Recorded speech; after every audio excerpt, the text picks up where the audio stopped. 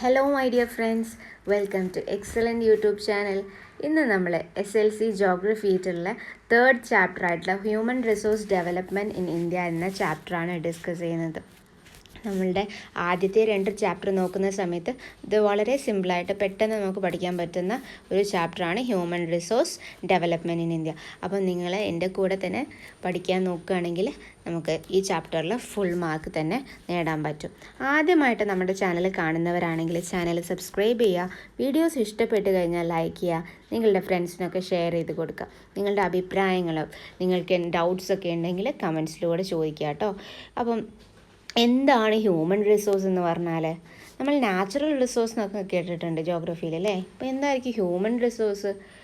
Natural resource എന്ന് പറഞ്ഞാൽ എന്താണ്? പ്രകൃതി വിഭവങ്ങൾക്കാണ് നമ്മൾ നാച്ചുറൽ റിസോഴ്സ് എന്ന് പറയുന്നത്. അപ്പം മനുഷ്യ വിഭവങ്ങൾ, എന്താണ് മനുഷ്യ വിഭവം അല്ലെങ്കിൽ എന്താണ് ഹ്യൂമൻ റിസോഴ്സ് എന്ന് പറഞ്ഞാൽ, it refers to people who have the manpower which can be utilized in the production sector.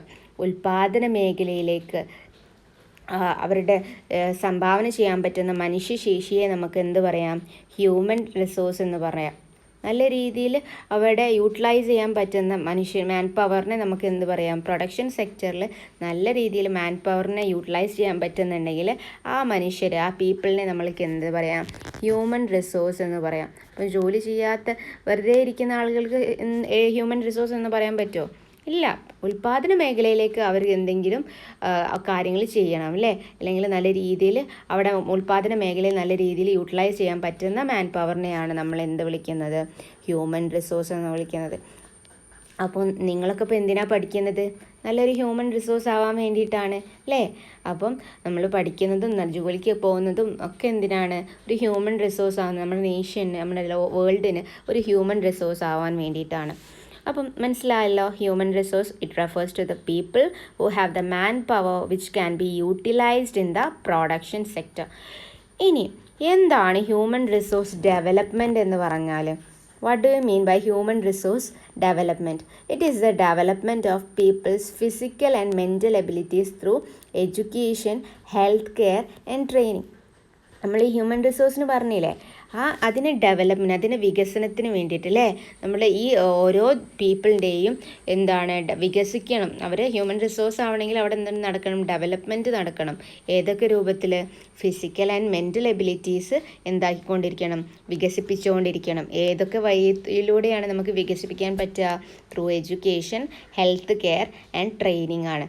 അപ്പോൾ ഹ്യൂമൻ റിസോഴ്സ് ഡെവലപ്മെൻറ്റ് എന്ന് പറഞ്ഞാൽ it is a development of people's physical and mental abilities through education, health care and training.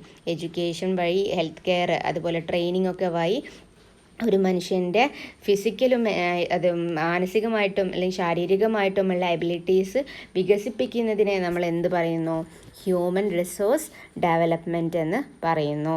മനസ്സിലായല്ലോ. അപ്പോൾ എന്താണ് human resource എന്ന് പറഞ്ഞു, അതുപോലെ എന്താണ് ഹ്യൂമൻ റിസോഴ്സ് ഡെവലപ്മെൻറ്റ്. നമ്മൾ പഠിച്ച ഹ്യൂമൻ റിസോഴ്സ് എന്താണ്? മാൻ പവറിനെ നല്ല രീതിയിൽ പ്രൊഡക്ഷൻ സെക്ടറിലേക്ക് യൂട്ടിലൈസ് ചെയ്യാൻ പറ്റുന്നുണ്ടെങ്കിൽ അവരെ നമ്മൾ, ആ മനുഷ്യരെ നമ്മൾ ഹ്യൂമൻ റിസോഴ്സ് എന്ന് പറയുന്നു. ആ ഹ്യൂമൻ റിസോഴ്സിനെ മെൻ്റലിയും ഫിസിക്കലിയും നമ്മൾ എഡ്യൂക്കേഷൻ കൊടുത്തിട്ടും ഹെൽത്ത് കെയർ, നല്ല ഹെൽത്ത് ഇതൊക്കെ കൊടുത്തിട്ടും ട്രെയിനിങ് ഒക്കെ കൊടുത്തിട്ട് വികസിപ്പിക്കുകയാണെങ്കിൽ, ഡെവലപ്പ് ചെയ്യുകയാണെങ്കിൽ അതിനെ ഹ്യൂമൻ റിസോഴ്സ് ഡെവലപ്മെൻറ്റ് എന്നാണ് പറയുന്നത്. ഓക്കെ. ഇനി different levels of human resource development ഉണ്ട് അല്ലേ. Different levels of human resource development. Human resource ഡെവലപ്മെൻറ്റിനെ 4 ലെവൽസ് ആക്കിയിട്ട് നമ്മൾ ക്ലാസിഫൈ ചെയ്തിട്ടുണ്ട്. വളരെ ഇമ്പോർട്ടൻ്റ് ആണ്, അതേപോലെ തന്നെ വളരെ സിമ്പിളുമാണ്. അപ്പോൾ ഏതൊക്കെയാണ് 4 ലെവൽസ് നോക്കിക്കേ. ഒന്ന് ഇൻഡിവിജ്വൽസ് ഉണ്ട്, അതുപോലെ രണ്ടാമത്തേതാണ് ഫാമിലി, മൂന്നാമത്തേത് ഇൻസ്റ്റിറ്റ്യൂഷൻസ്, നാലാമത്തേത് നേഷനാണ്. അപ്പോൾ ഏതൊക്കെയാണ് different levels of human resource development? First one individual, second family, third institutions and last one നേഷനാണ്. അപ്പോൾ നോക്ക്, individuals take effort to develop their own skill. ഓരോ ഇൻഡിവിജ്വലും അല്ലേ, നമ്മൾ ഓരോരുത്തരും എന്താണ്? ഓരോ ഇൻഡിവിജ്വലാണ്, ഓരോരുത്തരാണ് അല്ലേ. അപ്പോൾ ഓരോരുത്തരും എന്ത് എഫേർട്ട് ഇടുന്നുണ്ട്? നമ്മുടെ ഓരോരുത്തരുടെയും കഴിവ് വികസിപ്പിക്കാനുള്ള അല്ലേ, ഡെവലപ്പ് ചെയ്യാൻ, വികസിപ്പിക്കാൻ വേണ്ടിയിട്ട് നമ്മൾ എഫേർട്ട് ഇടുന്നുണ്ട്. അപ്പോൾ ഓരോ ഇൻഡിവിജ്വൽസും എന്ത് ചെയ്യുന്നുണ്ട്? They take efforts to develop their own skills. അവരുടേതായിട്ടുള്ള സ്കിൽസ് ഡെവലപ്പ് ചെയ്യാൻ അവർ എഫേർട്ട് ചെയ്യുന്നുണ്ട്. അപ്പോൾ നിങ്ങൾ മാത്രമാണോ നിങ്ങളുടെ സ്കിൽ ഡെവലപ്പ് ചെയ്യാൻ എഫേർട്ട് ചെയ്യുന്നത്? അല്ല, നിങ്ങളുടെ അച്ഛനും അമ്മയും അല്ലെങ്കിൽ ഉപ്പയും ഉമ്മയും അല്ലേ എല്ലാം എന്ത് ചെയ്യുന്നുണ്ട്, നിങ്ങളുടെ കഴിവ് വികസിപ്പിക്കാൻ വേണ്ടി പല കാര്യങ്ങളും ചെയ്തു തരുന്നില്ലേ? They creates an environment for the development and the potential of individuals. ഓരോ ഇൻഡിവിജ്വൽസിൻ്റെയും അവരുടെ പൊട്ടൻഷ്യൽ, അവരുടെ സ്കില്ല് ഡെവലപ്പ് ചെയ്യാൻ വേണ്ടിയിട്ടുള്ള എല്ലാ കാര്യങ്ങളും ചെയ്തു തരുന്നത് അല്ലേ, ഒരു നല്ല എൻവയോൺമെൻറ്റ് ക്രിയേറ്റ് ചെയ്ത് തരുന്നത് ആരാണ്? നമ്മുടെ ഫാമിലിയാണ്. ഇപ്പോൾ നിങ്ങൾ സ്കൂളിൽ നിന്ന് വരുന്ന കുട്ടികളാണ്, സ്കൂളിലേക്ക് പോകുന്ന കുട്ടികളാണ് അല്ലേ. അപ്പോൾ സ്കൂളിലേക്ക് പോകുന്ന കുട്ടികൾക്ക് രാവിലെ തന്നെ നിങ്ങളെ വിളിക്കുന്നു അല്ലേ, അമ്മ വിളിക്കുന്നുണ്ട്, അതുപോലെ എന്താണ് ഭക്ഷണം തരുന്നുണ്ട്, ഭക്ഷണം രാവിലത്തെ ചായ തരും, അതുപോലെ എന്താണ് കൊടുത്തയക്കുന്നുണ്ട്, ബുക്സൊക്കെ വാങ്ങി, അച്ഛൻ്റെ ബുക്സൊക്കെ വാങ്ങി തരും അല്ലേ, സ്കൂളിൽ ഫീസ് അടിച്ചു തരും, നിങ്ങൾക്ക് പുതിയ ബാഗ്, അതുപോലെ നിങ്ങൾ പോകാനുള്ള എല്ലാ കാര്യങ്ങളും ആര് ചെയ്തു തരുന്നത്? നിങ്ങളുടെ ഫാമിലിയാണ് അല്ലേ. അതുപോലെ തന്നെ ഇനിയിപ്പോൾ കുറച്ച് എന്താണ് നിങ്ങൾ കുറച്ച് മനസ്സിലാവുന്നില്ലെങ്കിൽ കുറച്ച് ട്യൂഷനൊക്കെ പറഞ്ഞയച്ച് എല്ലാ തരത്തിലുള്ള എഫേർട്ടും കൊടുക്കുന്നത്, അല്ലെങ്കിൽ ഒരു മൊത്തം ചുറ്റിലുള്ള ഒരു എൻവയോൺമെൻറ്റ് ക്രിയേറ്റ് ചെയ്യുന്നത് ആരാണ്? ഫാമിലിയാണ്. അപ്പോൾ ഇൻഡിവിജ്വൽസ് അവരുടെ സ്കില്ല് ഡെവലപ്പ് ചെയ്യാൻ എഫേർട്ട് ഇടുന്നുണ്ട്. അതുപോലെ തന്നെ രണ്ടാമത്തെ ലെവലാണ് ഹ്യൂമൻ റിസോഴ്സ് ഡെവലപ്മെൻറ്റിൻ്റെ രണ്ടാമത്തെ ലെവൽ ആരാണ്? ഫാമിലിയാണ്. They creates an environment for the development of the potential of individuals. ഇനി various institutions and agencies provide facilities for education and training. പിന്നുള്ളത് എന്താണ്? പലതരത്തിലുള്ള ഇൻസ്റ്റിറ്റ്യൂഷൻസും ഏജൻസീസും ഒക്കെ എന്ത് പ്രൊവൈഡ് ചെയ്യുന്നുണ്ട്? എഡ്യൂക്കേഷനും ട്രെയിനിങ്ങിനും ഒക്കെ വേണ്ടിയിട്ടുള്ള ഫെസിലിറ്റീസ് പ്രൊവൈഡ് ചെയ്യുന്നുണ്ട്. ഇപ്പം നിങ്ങൾ സ്കൂൾസ് ഉണ്ട് അല്ലേ, സ്കൂൾസ് പോലെ ട്യൂഷൻ സെൻറ്റേഴ്സ് ഉണ്ട് അല്ലേ, അതുപോലെ വേറെ എന്താണ്, നിങ്ങൾക്ക് പഠിക്കാൻ എന്ത് ആഗ്രഹമുണ്ടോ അതിനൊക്കെ കോളേജസ് ഉണ്ടാവും. ഇനി ടെക്നിക്കൽ പരമായിട്ടാണ് പഠിക്കുന്നത്, അതിൻ്റെ കോളേജസ് ഉണ്ടാവും അല്ലേ, ഒക്കെ നൽകുന്നുണ്ട്.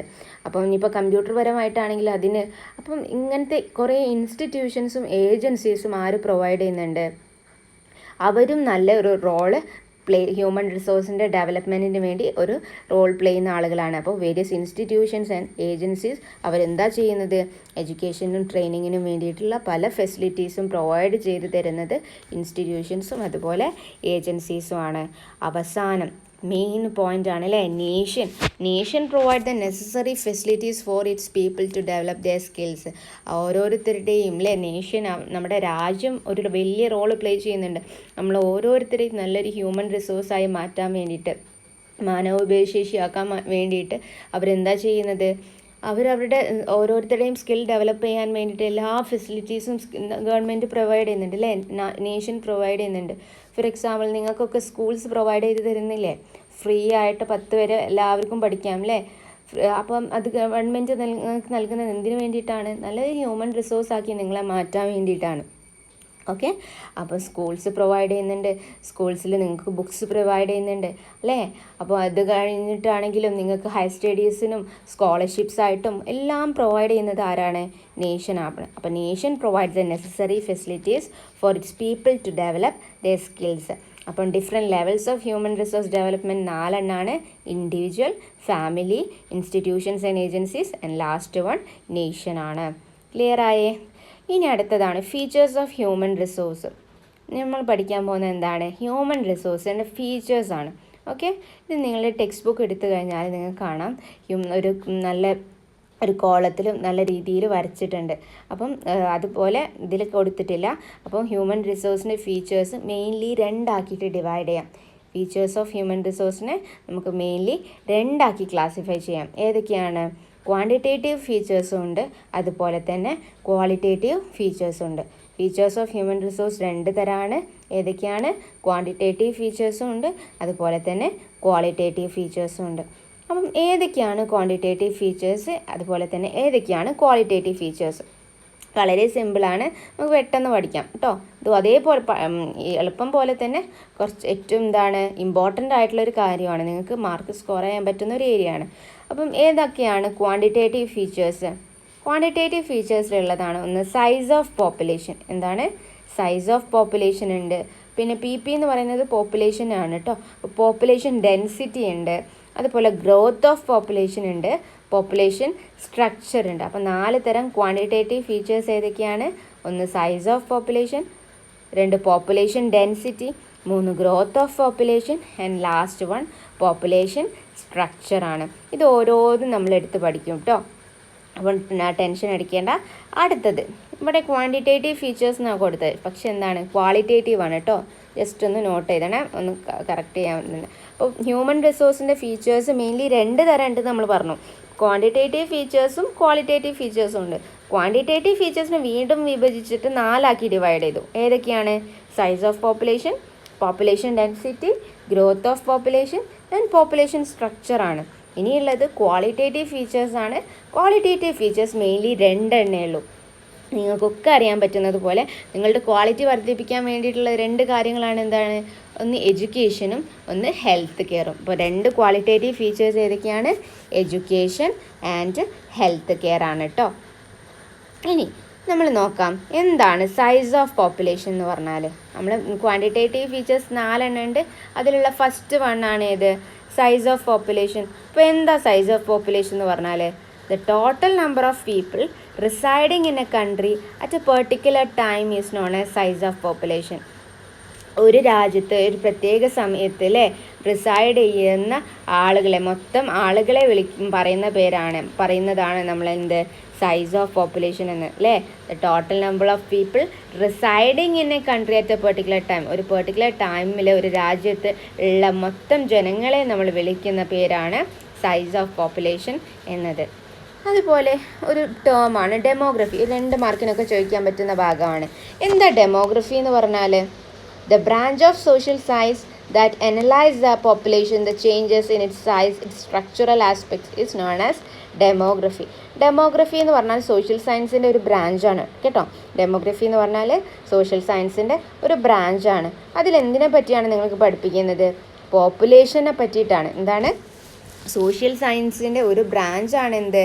ഡെമോഗ്രഫി എന്ന് പറഞ്ഞാൽ. മെയിൻലി എന്താണ്? സ്റ്റഡി ഓഫ് പോപ്പുലേഷനെയാണ് നമ്മൾ എന്ത് വിളിക്കുന്നത്? ഡെമോഗ്രഫി എന്ന് പറയുന്നത്. അപ്പോൾ demography is a branch of social science that analyses the population, അതുപോലെ changes in its size, its structural aspects is known as demography. അപ്പോൾ പോപ്പുലേഷനെ കുറിച്ചും പോപ്പുലേഷൻ സൈസിനെ കുറിച്ചും അതിൻ്റെ സ്ട്രക്ചറൽ ആസ്പെക്ട്സിനെ കുറിച്ചും ഒക്കെ പഠിക്കുന്ന സോഷ്യൽ സയൻസിൻ്റെ ഒരു ബ്രാഞ്ചിനെ നമ്മൾ വിളിക്കുന്നതാണ് ഡെമോഗ്രഫി. ഇപ്പോൾ ജോഗ്രഫി നമ്മൾ പഠിക്കുന്നത് എർത്തിനെ കുറിച്ച് പഠിക്കുന്നത് ജോഗ്രഫി അല്ലേ. ഇനിയിപ്പോൾ ഹിസ്റ്ററി എന്ന് പറഞ്ഞാൽ എന്താ? ചരിത്രമാണ് നമ്മൾ അതിൽ പഠിക്കുന്നത്. പൊളിറ്റിക്സ് രാഷ്ട്രീയമാണ്. ഒക്കെ സോഷ്യൽ സയൻസിൻ്റെ ബ്രാഞ്ച് അല്ലേ. അപ്പോൾ സോഷ്യൽ സയൻസിൻ്റെ വേറൊരു ബ്രാഞ്ചാണ് ഏത്? ഡെമോഗ്രഫി. ഡെമോഗ്രഫിയിൽ നമ്മൾ എന്തിനെ പറ്റിയിട്ടാണ് പഠിക്കുന്നത്? പോപ്പുലേഷനെ കുറിച്ചിട്ടാണ് പഠിക്കുന്നത്. ക്ലിയർ ആണോ? അപ്പം ആദ്യത്തെ ക്വാണ്ടിറ്റേറ്റീവ് ഫീച്ചർ കഴിഞ്ഞില്ലേ, സൈസ് ഓഫ് പോപ്പുലേഷൻ. ഇനി എന്താ? Population census. അപ്പോൾ പോപ്പുലേഷൻ്റെ കൂടെ തന്നെ നമുക്ക് പഠിക്കാനുള്ളതൊന്നാണ് പോപ്പുലേഷൻ സെൻസസ്. നിങ്ങൾ കേട്ടിട്ടുണ്ടാവും അല്ലേ? സെൻസസ് എടുക്കാൻ വന്നതാണെന്നൊക്കെ പറഞ്ഞിട്ട് വീട്ടിൽ ആളുകളൊക്കെ വരും. അപ്പം പോപ്പുലേഷൻ സെൻസസ് എന്ന് പറഞ്ഞാൽ എന്താണ്? Every country collects and analyses information on the number of people in the country, there age, sex ratio, socio-economic status, etc. at its specific intervals of time. This activity is known as population census. അപ്പോൾ PP എന്ന് പറഞ്ഞാൽ എന്താണ്? Population എന്നാണ് കേട്ടോ, confusion ആവണ്ട. Population census എന്ന് പറഞ്ഞാൽ എന്താണ്? എല്ലാ രാജ്യവും every country collects and analyse information. അവിടെയുള്ള ജനങ്ങളുടെ ഓരോ രാജ്യവും അവരവരുടെ രാജ്യത്തിലുള്ള ആളുകളുടെ എത്ര ആളുകളുണ്ടോ അവരുടെയൊക്കെ ഇൻഫർമേഷൻസ്, അവരുടെ ഓരോ കാര്യങ്ങളും അന്വേഷിച്ചിട്ട് അതെന്താക്കും? റെക്കോർഡ് ചെയ്യും. ഇപ്പോൾ ഉദാഹരണത്തിന് ഒരു രാജ്യത്ത് എത്ര ആളുകളുണ്ട്, അവർക്ക് ഓരോരുത്തർക്കും എത്ര വയസ്സായി, അവരുടെ സെക്സ് റേഷ്യോ എത്രയാണ്, സോഷ്യോ എക്കണോമിക് സ്റ്റാറ്റസ്, സാമൂഹിക സാമ്പത്തികമായിട്ട് അവരുടെ സ്റ്റാറ്റസ് എങ്ങനെയാണ്, എന്താ സോഷ്യോ എക്കണോമിക് സ്റ്റാറ്റസ് എന്ന് പറഞ്ഞാൽ അവർ നല്ല റിച്ച് ആണോ പുവർ ആണോ ഒക്കെ അല്ലേ, അങ്ങനത്തെ കാര്യങ്ങൾ. ഇതൊക്കെ ഒരു കൃത്യമായിട്ട് ഒരു സ്പെസിഫിക് ഇൻ്റർവൽ ഓഫ് ടൈമിൽ, ഒരു പ്രത്യേക ഇൻ്റർവൽ ഓഫ് ടൈമിൽ നടത്തുന്നുണ്ട്. അതിനെ നമ്മൾ വിളിക്കുന്ന പേരാണ് പോപ്പുലേഷൻ സെൻസസ് എന്നത്. ഓക്കെ, അപ്പോൾ every country collects and analyse the information on the number of people in country, അപ്പോൾ their age, sex ratio, socio economic status etcetera. അപ്പം എത്ര വർഷം കൂടുമ്പോഴാണ് പോപ്പുലേഷൻ സെൻസസ് നടത്തുന്നത്? പോപ്പുലേഷൻ സെൻസസ് നടത്തുന്നത് മെയിൻലി 10 വർഷം കൂടുമ്പോഴാണ് കേട്ടോ. In India census activities are conducted by the office of population registrar general and census commissioner. അപ്പോൾ ഇന്ത്യയിൽ സെൻസസ് ആക്ടിവിറ്റീസ് നടത്തുന്നത് ആരാണ്? കണ്ടക്ട് ചെയ്യുന്നത് ആരാണ്? Office of population registrar general and census commissioner ആണ് അവിടെ സെൻസസ് നടത്തുന്നത്. In India population census is conducted once in 10 years. 10 വർഷം കൂടുമ്പം ഒരു വട്ടമാണ് പോപ്പുലേഷൻ സെൻസസ് നടക്കുന്നത്. അപ്പം നമ്മുടെ ലാസ്റ്റ് സെൻസസ് എന്നാ നടന്നത്? ലാസ്റ്റ് സെൻസസ് നടന്നത് 2011 കേട്ടോ. 2011 2021 കൊറോണ ഒക്കെ ഉള്ളത് കൊണ്ട് തന്നെ അന്ന് നടത്താൻ പറ്റിയില്ല. ലാസ്റ്റ് സെൻസസ് നടന്നത് 2011. There are 121.02 crore people in India. എത്ര ആ സെൻസസ് പ്രകാരം നമ്മുടെ ഇന്ത്യയിൽ എത്ര കോടി ജനങ്ങളുണ്ടെന്നാണ് പറഞ്ഞത്? 121.02 അല്ലേ? 121.02 കോടി ജനങ്ങളാണ് നമ്മുടെ ഇന്ത്യയിലുള്ളത് എന്നാണ് 2011 സെൻസസ് പ്രകാരം നമുക്ക് അറിയുന്നത് കേട്ടോ. അപ്പം അതിലും കൂടിയിട്ടുണ്ടാവും, കുറയാനൊന്നും ഒരു വഴിയില്ല അല്ലേ. നമ്മൾ വേൾഡിൽ തന്നെ റെക്കോർഡ് അടിച്ചുകൊണ്ടിരിക്കുക പോപ്പുലേഷനിൽ. അപ്പം അതുപോലെ ഇത്ര ഫീമെയിൽസും മെയിൽസും ഉണ്ട്. ഫീമെയിൽസ് 58.65 crore അല്ലേ? 58.65 കോടി ഫീമെയിൽസും 62.37 കോടി മെയിൽസും ആണുങ്ങളുമാണ് നമ്മുടെ ഇന്ത്യയിലുള്ളത്. ഓക്കെ, അപ്പം ഇതൊക്കെ നോക്കാൻ വേണ്ടിയിട്ടാണല്ലേ പോപ്പുലേഷൻ സെൻസസ് എടുക്കുന്നത്. അപ്പോൾ എന്താ സെൻസസ് എന്ന് പറഞ്ഞാൽ ഓരോ രാജ്യവും അവരവരുടെ രാജ്യത്തിൽ എത്ര ആളുകളുണ്ട്, അവരുടെ വയസ്സ് എത്രയാണ്, അവരുടെ സെക്സ് റേഷ്യോ എത്രയാണ്, അവരുടെ സോഷ്യോ എക്കണോമിക് സ്റ്റാറ്റസ് എന്താണ് എന്നൊക്കെ നോക്കാൻ വേണ്ടിയിട്ട് ഒരു സ്പെസിഫിക് ഇൻ്റർവെൽ ഓഫ് ടൈമിൽ നടത്തുന്ന ആക്ടിവിറ്റിയെ നമ്മൾ വിളിക്കുന്ന പേരാണ് പോപ്പുലേഷൻ സെൻസസ്. നടത്തുന്നത് ആരാണ്? Population registrar general and census കമ്മീഷണറാണ്. ഇത് വർഷത്തിലല്ല 10 വർഷം കൂടുമ്പോൾ ഒരു തവണയാണ് പോപ്പുലേഷൻ സെൻസസ് നടക്കുന്നത്. 2011 അവസാനമായിട്ട് നടന്നത്. അത് പ്രകാരം 121 കോടി ജനങ്ങളാണ് നമ്മുടെ ഇന്ത്യയിലുള്ളത് എന്നോർത്ത് വെക്കുക. ഇനി എന്തൊക്കെയാണ് ഇതിൻ്റെ importance of population studies? Why are population studies conducted? 2 രീതിയിൽ ചോദിക്കാം. എന്തൊക്കെയാണ്? ഒന്ന് പോപ്പുലേഷൻ സ്റ്റഡീസിന് ഇമ്പോർട്ടൻസ് എന്താണെന്നും ചോദിക്കാം, അല്ലെങ്കിൽ എന്തിനാണ് നമ്മൾ ഈ പോപ്പുലേഷൻ സ്റ്റഡീസ് നടത്തുന്നത് എന്നും ചോദിക്കാം. കണ്ടക്ട് ചെയ്യുന്നത് എന്തിനാണ്, അല്ലെങ്കിൽ അതിൻ്റെ ഇമ്പോർട്ടൻസ് എന്താണ്? ഇങ്ങനെ 2 ചോദിച്ചാൽ ഉത്തരം ഒന്നാണ്. അപ്പോൾ എന്തിനൊക്കെ വേണ്ടിയിട്ടായിരിക്കും പോപ്പുലേഷൻ സ്റ്റഡീസ് നടത്തുന്നത്? ആദ്യത്തെ കാര്യം നോക്കൂ. It informs the availability of human resource in A country അല്ലേ? നമ്മുടെ രാജ്യത്ത് എത്ര ഹ്യൂമൻ റിസോഴ്സ് ഉണ്ട്, ഹ്യൂമൻ റിസോഴ്സിൻ്റെ എത്ര അവൈലബിലിറ്റി ഉണ്ട് എന്ന് രാജ്യത്തിനെ അറിയിക്കാൻ എന്ത് സഹായിക്കുന്നുണ്ട്? ഈ പോപ്പുലേഷൻ സ്റ്റഡീസ് കണ്ടക്ട് ചെയ്യുമ്പോൾ മനസ്സിലാകുന്നുണ്ട് അല്ലേ? നമ്മുടെ രാജ്യത്ത് ഇത്ര ജനങ്ങളുണ്ട്, അതിൽ ഇത്ര ആളുകളാണ് ഹ്യൂമൻ റിസോഴ്സ് ആയിട്ടുള്ളത് എന്ന് നമുക്ക് ഇൻഫോം ചെയ്യാൻ പറ്റും. അതുപോലെ depicts the extent of basic facilities required by the people. ഇതിലുള്ള നമ്മുടെ രാജ്യത്തുള്ള ഓരോ ജനങ്ങൾക്കും ആവശ്യമായിട്ടുള്ള ബേസിക് ഫെസിലിറ്റീസ്, അവർക്ക് എന്തൊക്കെ ബേസിക് ഫെസിലിറ്റീസ് വേണം, അല്ലെങ്കിൽ അവർക്ക് എന്തൊക്കെ കുറവുണ്ട് എന്നൊക്കെ മനസ്സിലാക്കാൻ ഇതിലൂടെ പറ്റുന്നുണ്ട്. അതുപോലെ തന്നെ quantifies the goods and services required. എന്തൊക്കെ സാധനങ്ങളാണ്, എന്തൊക്കെ സേവനങ്ങളാണ് അവർക്ക് വേണ്ടത് എന്നറിയിക്കാനും പോപ്പുലേഷൻ സ്റ്റഡീസ് കണ്ടക്ട് ചെയ്യുന്നുണ്ട്. It determines the socio economic developmental policies. നമ്മുടെ സാമൂഹികമായിട്ടും സാമൂഹിക സാമ്പത്തിക വികസന പദ്ധതികൾ പോളിസീസ് ഡിറ്റർമൈൻ ചെയ്യാനും ഇത് ഹെൽപ്ഫുള്ളാണ്.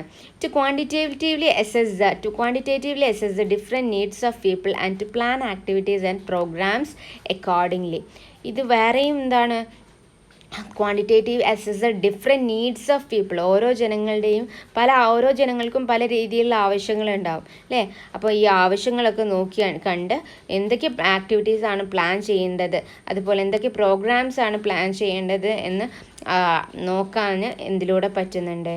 ഈ പോപ്പുലേഷൻ സ്റ്റഡീസ് കണ്ടക്ട് ചെയ്യുന്നതിലൂടെ പറ്റുന്നുണ്ട്. അപ്പോൾ നമ്മൾ UNO റിപ്പോർട്ട് പ്രകാരം 2014 റിപ്പോർട്ട് പ്രകാരം എന്തൊക്കെ കാര്യങ്ങളാണ് ഉള്ളതെന്ന് നോക്കാം. ദ വേൾഡ് പോപ്പുലേഷൻ എന്ന് പറയുന്നത് എത്രയാണ്? 724.4 crores ആണ്. ലോകത്തിലുള്ള പോപ്പുലേഷൻ 724.4 കോടിയാണ്. 1 in 6 persons of the world population is an Indian. അതിൽ 6 ഒരാൾ ആരാണെന്ന് പറയുന്നത് നമ്മുടെ ഇന്ത്യക്കാരാണ് അല്ലേ? അത്രയും കൂടുതൽ ജനങ്ങൾ നമ്മുടെ ഇന്ത്യയിൽ ഉണ്ട് എന്നാണ് പറയുന്നത്. 17.5% of the world population is in India. ഇപ്പോൾ അതെങ്കിലും കൂടി നമ്മളുടെ ലോകത്തിലെ തന്നെ ഏറ്റവും ഫസ്റ്റ് പൊസിഷനിൽ നിൽക്കുന്നതാണ് ഇപ്പോൾ നമ്മുടെ ഇന്ത്യ കേട്ടോ. ഇതിൽ പറയുന്നത് ആരാണ്? China ranks first position in with 19.4%. അപ്പോൾ 19.4% പ്രകാരത്തിൽ ചൈനയാണ് ഫസ്റ്റ്, ഇന്ത്യ സെക്കൻഡ് റാങ്ക് ആണെന്ന് പറഞ്ഞത്. പക്ഷേ അതിലൊക്കെ വെട്ടിച്ച് നമ്മളെ ഇന്ത്യ ഇപ്പോൾ ഫസ്റ്റ് എത്തിയിട്ടുണ്ട്. ജൂലൈ 11 വേൾഡ് പോപ്പുലേഷൻ ഡേ ആയിട്ട് ആചരിക്കുന്നത് എന്നാണ്? July 11. India and China has great role in availability of human resource. ഇന്ത്യക്കും ചൈനക്കും എന്തുണ്ട്? ഈ ഹ്യൂമൻ റിസോഴ്സിലായിട്ട് കൊടുക്കുന്നതിൽ വളരെ വലിയൊരു പങ്ക് അതിലൂടെ കാണിക്കുന്നുണ്ട്. ഇന്ത്യയും ചൈനയാണ് ഏറ്റവും കൂടുതൽ പോപ്പുലേഷൻ ഉള്ളത്. അപ്പോൾ അവിടെയാണ് കൂടുതൽ ഹ്യൂമൻ റിസോഴ്സ് ഉണ്ടാവുക അല്ലേ. It has been proved that by the experience of countries like USA, Japan and China that a nation can attain high economic development through better human resource development. അപ്പം mainly USA, Japan, China പോലത്തുള്ള രാഷ്ട്രങ്ങൾ നമുക്ക് കാണിച്ചു തന്നിട്ടുണ്ട് എന്ത്?